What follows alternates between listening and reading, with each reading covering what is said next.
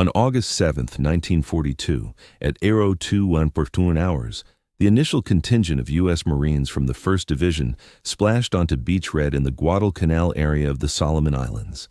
They bore arms that would profoundly disrupt Japanese battlefield strategies. Alongside rifles and automatic weapons, certain Marines toted Winchester Model 12 shotguns, pump-operated firearms boasting a lethal effectiveness that Imperial military strategists had entirely overlooked.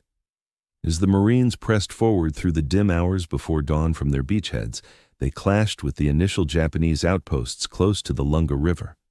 The outcomes of these opening skirmishes would expose a grave error in Japanese strategic foresight.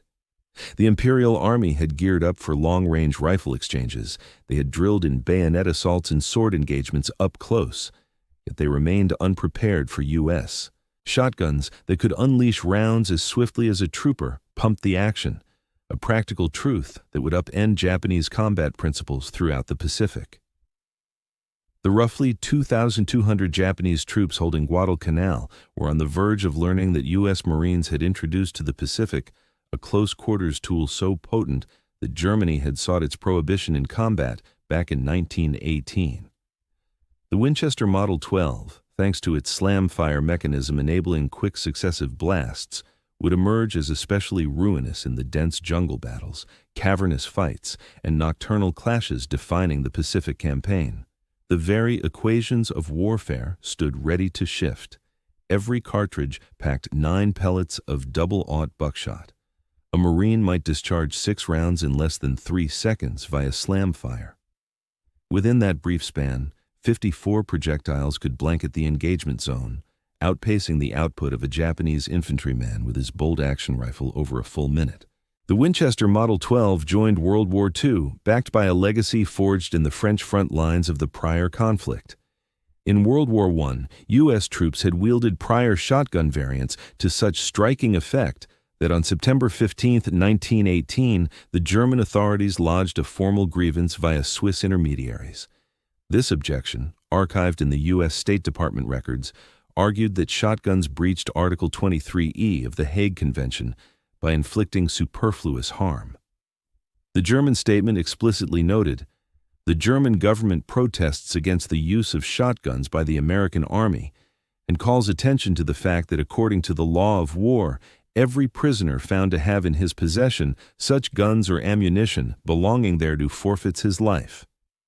Secretary of State Robert Lansing delivered a firm rebuttal. The United States dismissed the complaint outright and cautioned that any killings of captured Americans for possessing shotguns would trigger retaliatory measures. No U.S.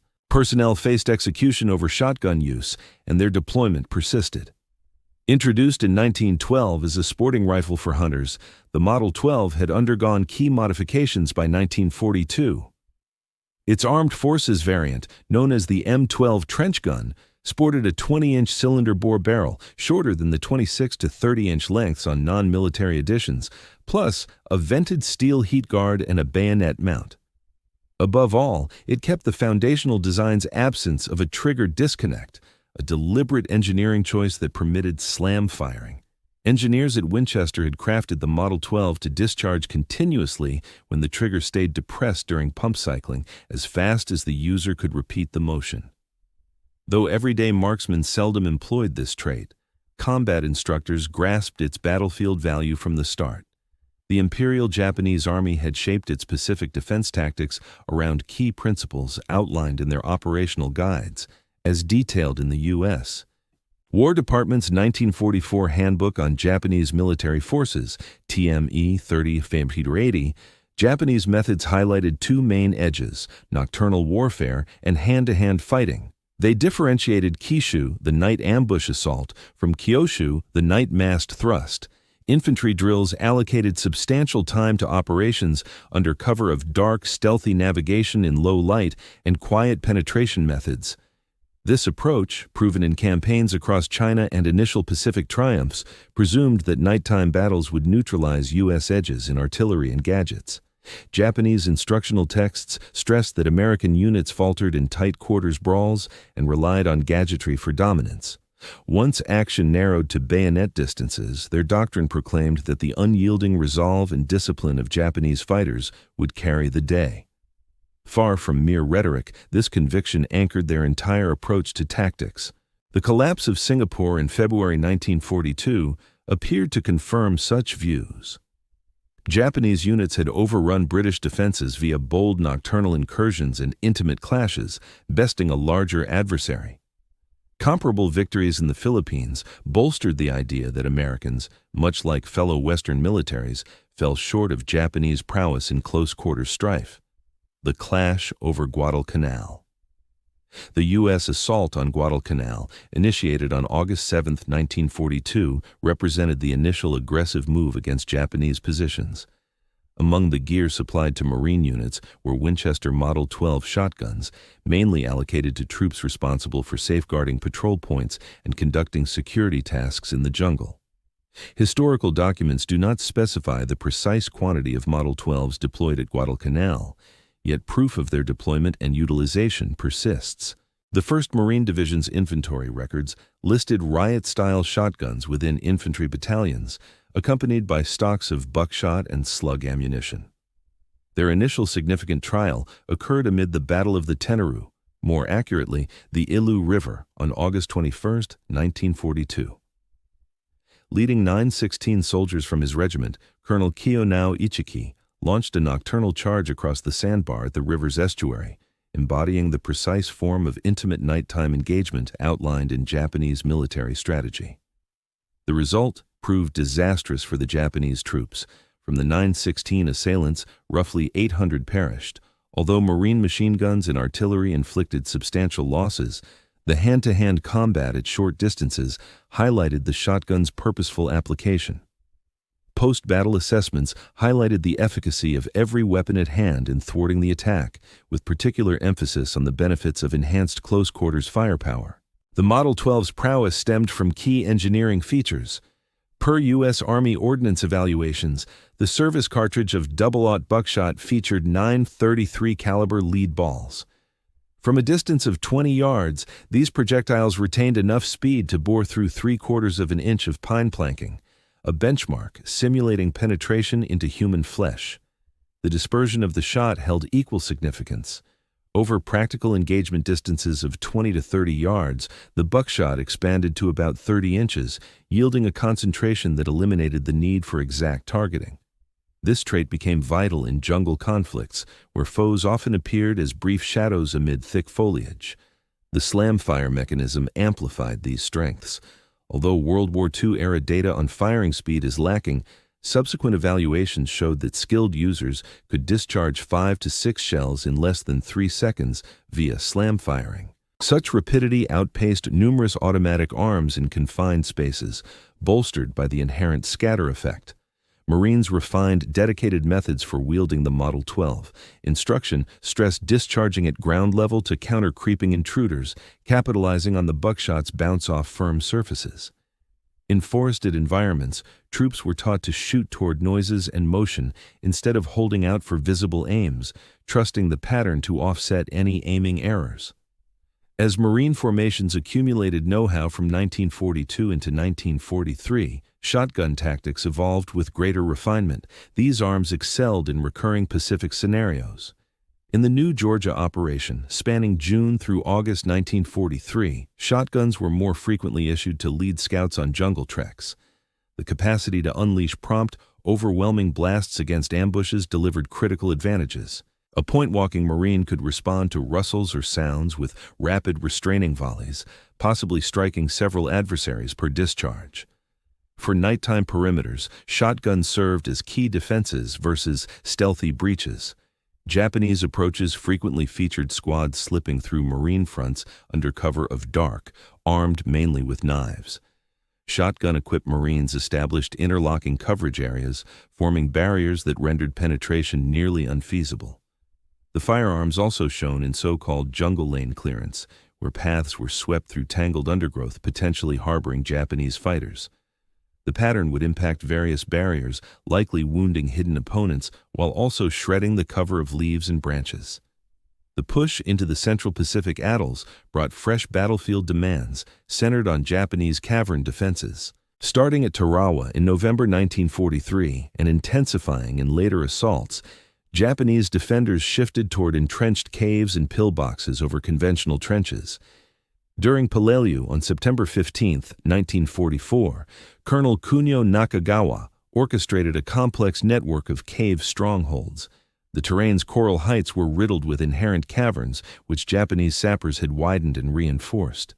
Built to endure shipboard shelling and airstrikes, these sites demanded brutal, up-close fighting for neutralization. The Model 12 adapted well to this ordeal. Marines devised cave assault methods that leveraged the weapon's attributes. The typical tactic entailed loosing 1 or 2 rounds into a cavern opening, permitting the buckshot to rebound from inner surfaces. The bouncing shot generated what Marines termed AL intense barrages in enclosed areas, generated a psychological impact that frequently surpassed the bodily harm. Veterans from the Japanese side who endured the ordeal described the echoing pellets bouncing off cavern walls as exceptionally horrifying, a piercing metallic wail appearing to emanate from every angle at once. During the assault on Saipan starting June 15, 1944, shotgun strategies advanced further. The defending force of 31,000 Japanese soldiers, led by Lieutenant General Yoshitsugu Saito, had built elaborate defenses, drawing lessons from earlier U.S. attacks. U.S. Marine squads formed dedicated shotgun squads, elite units focused on short-distance engagements. These usually included 2 Marines carrying shotguns, a bar operator for covering fire, and 1 or 2 rifle carriers equipped with grenades. Such squads functioned as targeted strike forces, proving highly useful against entrenched strongholds. The Saipan conflict also featured greater deployment of tailored munitions.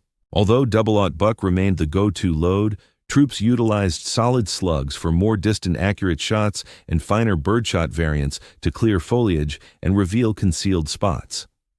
On July 7, 1944, the island witnessed the war's biggest Japanese banzai assault, involving roughly 3,000 to 4,000 assailants charging U.S. lines. Machine guns and cannons caused the bulk of losses, yet in the hand-to-hand clashes that broke through defenses, fighters relied heavily on every weapon at hand, shotguns included. Firing clusters of pellets without needing pinpoint accuracy shone in the chaotic frenzy of darkness. The Iwo Jima campaign, from February 19 to March 26, 1945, posed the supreme challenge for tunnel combat methods. General Tadamichi Kuribayashi engineered the conflict's most intricate barrier network, 11 miles of passages linking more than 1,500 caverns, bunkers, and hardened sites. Having reviewed U.S. approaches from prior fights, he crafted countermeasures. Openings to caves slanted to block straight-line shots, with several outlets to avoid being cornered, and internal rooms staggered to reduce blasts from bombs and flame units. Even with such ingenuity, the Model 12 proved resilient. Marines innovated skip firing, intentionally ricocheting buckshot along passage surfaces to navigate bends. They ramped up white phosphorus rounds too, which inflicted wounds while producing haze that compelled Japanese troops to abandon their posts. The 21,000 enemy Guardians were systematically eradicated through savage near-quarters battles. Just 216 ended up as captives, largely injured or out cold upon seizure. The Iwo Jima combat style, centered on dismantling bunkers up close, underscored the enduring utility of arms like the Model 12. Though warfare grew more machine-driven overall, the Okinawa landing on April 1, 1945, marked the Pacific Theater's grandest seaborne offensive. General Mitsuru Ushima oversaw 100,000 troops in the war's most sprawling fortification setup. Colonel Hirami Yahara, Ushima's tactics chief and among Japan's sharpest planners, shaped the strategy to inflate U.S. deaths. By then, after 3 years of island hopping, everyone had adapted. Japanese units avoided suicidal rushes, holding firm in ready-made spots instead. Americans polished their integrated assault doctrines, assigning shotguns a key part in the intimate stages of purging caves and shelters. Over 82 grueling days, clearing methods reached their peak. Marines and soldiers applied blowtorch and corkscrew maneuvers, Incinerators for the torch effect, paired with explosives and short-range guns like shotguns as the twisting probe to breach interiors. The manufacturing and allocation of Model 12s reveal a contrast to common myths. Winchester archives, examined by historian Herbert G. Howe, show only 6114 units produced anew in World War II. Plus, 19 or 27 more got fixed or overhauled by the firm, sparking mix-ups on totals. These guns spread to every branch: Marines, Army, Navy, Army Air Forces, not just Leathernecks alone. The Air Forces, say, deployed Model 12s for protecting bases and watching planes. Sailors used them for vessel protection and shore raid support. With just 61 of 13 fresh pieces for a 12 million strong force, the Model 12 stayed a niche tool, not standard gear. Distribution favored outfits primed for tight fights: Marine infantry platoons, Army breach squads, guard details. Shell supplies flowed far more freely, though. Government orders for shotgun cartridges hit the millions, guaranteeing stock teams had plenty. Remington shotguns came equipped with sufficient rounds for practice sessions and actual engagements. The typical issue for troops included .00 buckshot, along with slug cartridges and finer pellets suited to particular needs. Assessing the true battlefield performance of the Model 12 demands a thorough review of historical records. Post-mission accounts from Pacific conflicts repeatedly highlight the shotgun's advantages in certain contexts, even as they point out its drawbacks. These firearms shone in various repeatedly documented settings, from multiple fights, responding to ambushes in jungles where they could unleash instant, overwhelming force against unexpected close-quarters encounters. The dispersion of pellets helped overcome challenges in spotting enemies amid thick foliage. Perimeter security at night. The guns offered reliable protection from enemy probes. The distinctive rack of a pump shotgun served as a mental barrier, and the wide pattern boosted chances of striking in low light, purging caves and pillboxes. In tight enclosures, the bounce of pellets amplified the gun's impact. Even without direct strikes, the terror of buckshot careening off walls in sealed areas frequently drove Japanese troops to abandon their spots. Closing stages of attacks. At distances below 25 yards, shotguns outmatched bolt-action rifles and certain submachine guns in terms of raw power. That said, the arms faced obvious shortcomings. With a practical distance of no more than 50 yards, units carrying them risked exposure to long-range rifle shots. Compared to rifle cartridges, the shells were cumbersome and weighty. In the Pacific's harsh, salty atmosphere, the weapons needed regular upkeep to stay functional. Japanese troops devised assorted strategies against U.S. short-range arms like shotguns, as detailed in seized documents and after-the-fact interviews. These measures, pulled from captured sources and later debriefs, underscore the recognized danger and the challenges in neutralizing it. Certain Japanese outfits tested protective gear, such as hefty wooden or bamboo slabs meant to block buckshot. Such gear was unwieldy and only somewhat useful, since pellets could still inflict crippling wounds to unprotected parts.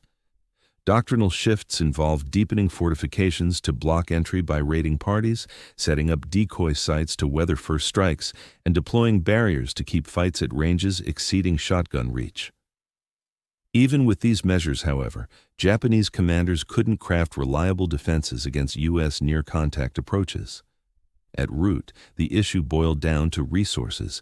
Japan simply didn't possess the manufacturing power to rival American armament across distances, compelling them to stick with methods that drew battles into the intimate ranges where the Model 12 thrived. The 1918 German objection to shotgun deployment set a juridical benchmark that shaped their role in World War II. By dismissing those German complaints, the U.S. affirmed shotguns as valid tools under global rules of engagement. Curiously, though the Model 12 proved potent versus Japanese opponents, Tokyo lodged no comparable grievance. This omission could stem from various reasons. Japan's actions in China had breached many global pacts, complicating any formal outcry. Worsening relations offered scant avenues for diplomacy, and once shotguns demonstrated clear superiority, Japan was already suffering major defeats. Accepting shotguns legally as proper arms stood in sharp contrast to curbs on alternative munitions. After the Great War's ban, chemical agents, despite potential benefits for tunnel fights, went unused in the Pacific. Yet the shotgun, for all its brutal effects up close, stayed firmly inside warfare's permissible limits. Drawing from frontline lessons, the Marines crafted dedicated regiments for using shotguns. At Camp Lejeune's Scout Sniper School, shotgun drills were part of the program, although specifics from the World War II era remain sparsely recorded. Instruction focused on core tactics, pulled straight from battle insights, handling rounds. Distinct from rifle clips, shotgun casings took up space and added heft. Troops were taught to store them in stretchy pouches on waistbands and slings for quick grabs. The usual carry was 50 to 60 rounds, with fresh supplies always a priority. Firing postures. The slide mechanism called for positions unlike those for rifles. Marines drilled on hip-level shots while advancing, instinctive pointing sans iron sights, and staying steady during fast follow-up pumps. Choosing aims. Shotgun wielders trained to hit the nearest dangers first and to fan across groups instead of zeroing in on singles. The pellet scatter made exact sighting secondary to swift response. Upkeep routines. The theater's conditions battered gear severely. Ocean mist, grit, and moisture could swiftly disable a Model 12. The Model 12 demanded routine upkeep, focusing on ensuring smooth operation through regular cleaning and lubrication. Among the principal powers in World War II, the U.S. military's reliance on shotguns stood out as somewhat distinctive. Various countries adopted contrasting strategies for handling near-quarters engagements. In Britain, troops employed shotguns sparingly, mainly for securing captives and niche missions. Their strategy favored submachine guns, especially the Sten for tight fighting scenarios. Over in the Soviet Union, the PPSH-41 submachine gun dominated close-range battles with more than 6 million units manufactured throughout the conflict. Its rapid firing rate and expanded magazine size aligned perfectly with the Red Army's aggressive swarm tactics. Germany, having objected to shotguns during the previous global war, still manufactured a modest quantity for frontline duties on the Eastern Theater. Yet, the MP-40 submachine gun stayed as the cornerstone of their short-distance armament. Japan, for its part, barely developed any battle-ready shotguns, sticking instead to rifles, bayonets, and age-old edge tools for intimate combat. This choice stemmed from both production constraints and ingrained traditions. By embracing shotguns, Americans demonstrated a practical mindset in battle, selecting the optimal gear for particular challenges without regard for outdated Army norms. To grasp the Model 12's significance, one must view it against the wider backdrop of U.S. fighting principles in the Pacific Theater. It formed just one piece of a multifaceted strategy that blended naval barrages, aerial strikes, cannonades, automatic arms, flame projectors, and explosive charges. A standard progression for neutralizing a Japanese stronghold by 1945 highlights this synergy. First came offshore shelling and plane attacks to pin down and cut off the site. Next, field guns and mortars blocked any influx of reinforcements. Then, machine guns alongside bars pinned back enemy return fire. Attack squads advanced using flame weapons and blasts. Shotguns came into play during the last push to sweep out the interiors. Finally, sappers would barricade or obliterate the spot. Though narrow in scope, the shotgun's contribution proved vital, delivering intense short-distance blasts during those tense encounters where U.S. and Japanese fighters clashed mere feet apart instead of farther off. Beyond their tangible damage, firearms often wield a profound mental sway. The Model 12 visibly influenced spirits on both sides, though evaluations demand caution amid the hype and legends that swirl around such tools. For U.S. personnel, it instilled assurance during up-close fights. GIs and leathernecks felt secure with its lethal punch-up close, easing fears of enemy sneak attacks and frenzied rushes. The gun's straightforward build and dependability further boosted morale. Breakdowns were uncommon, and handling stayed easy even amid chaos. That signature rack of a pump shotgun turned into a boost all its own. Accounts from survivors mention how the noise steadied allies and possibly halted foes. Though hard to measure, this mental edge crops up repeatedly in testimonies from the era. Following the Japanese capitulation, American commanders undertook thorough reviews of armament performance across the Pacific campaign. Feedback on the Model 12 and similar scatterguns was varied. Praised for outstanding results in targeted contexts like purging caves and holding night perimeters, they excelled at launching spread-shot sans-fine targeting, ideal for the jumbled skirmishes typical in island warfare. Still, experts pointed out drawbacks. Their limited reach exposed wielders to danger across exposed ground. They struggled versus Japanese pillboxes with tiny slits for shooting. Plus, the extra hassle of distributing unique shells strained logistics. Even so, shotguns persisted in the American arsenal. The Model 12 saw action in Korea, shining once more in tight spots and darkness defense. During Vietnam, such weapons aided lead scouts on treks and in rooting out underground networks, building on Pacific experiences. The Model 12's engineering shaped later service shotguns. Its pump system outshone semi-auto versions in harsh field settings. The slam fire feature, later dropped from public variants for safety, held appeal for troop use. Records of the Model 12's deployment in World War II draw from diverse origins, all with their shortcomings, formal post-mission summaries. These offer broad strategic insights, but seldom delve into specific gun handling. Mentions of shotguns usually surface only to highlight standout successes or issues. Company gear logs. Such files track distributions of shotguns but skip real battlefield application. Plenty vanished or got wrecked amid the fighting. Instruction booklets. Service guides outline the firearm's functioning. Primary sources on the Winchester Model 12 shotgun in the Pacific Theater remain sparse, focusing mainly on general logistics and routine duties rather than detailed battlefield accounts. Narratives from veterans, including after-action reports, personal recollections, and spoken testimonies, offer personal insights but demand scrutiny for reliability and bias. From the opposing side, seized Japanese archives, wartime files, and post-conflict interviews reveal the adversary's viewpoint, though hampered by linguistic barriers and the loss of numerous documents. Images from the front lines. Battlefield snapshots sometimes capture Marines wielding shotguns, yet they fail to illustrate their impact. Such scattered proof calls for meticulous review to distinguish verified details from legend and speculation. The deployment of the Model 12 underscored the immense manufacturing and engineering divide separating the United States from Japan.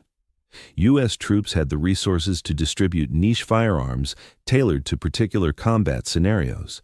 The sheer output, 61-on-14 shotguns, tools with narrow battlefield utility, occurred alongside the mass fabrication of millions of rifles, hundreds of thousands of machine guns, and tens of thousands of artillery units, showcasing unmatched resource dominance. In contrast, Japan grappled with equipping its troops with even fundamental rifles and rounds.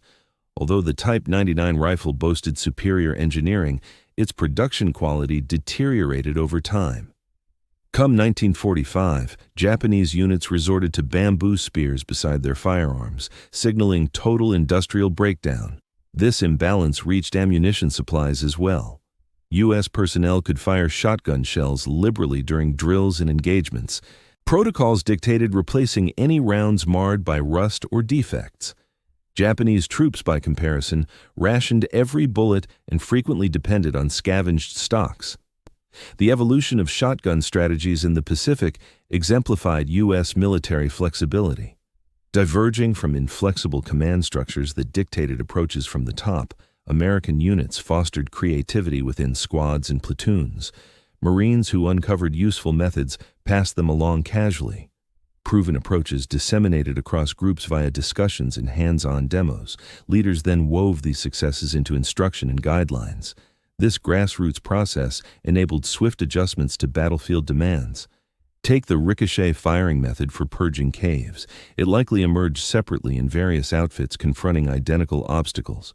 Troops found that buckshot bounced reliably from stone surfaces, enabling shots around bends. This improvised tactic, forged through urgency and trial, evolved into routine practice. Likewise, blending buckshot with slug ammunition, switching between them, arose from real-world lessons, not prior manuals. Fighters realized the mix offered versatility against diverse foes without swapping gear. Although specialized arms like the Model 12 proved vital in certain contexts, The Pacific Campaign's resolution hinged on broader strategic elements. U.S. submersible operations choked Japanese supply lines, air campaigns ravaged their factories, control of the seas cut off enemy outposts, the atomic strikes compelled Japan's surrender, averting a land assault. Against this backdrop, tools such as the Model 12 aided in achieving local victories that bolstered wider goals.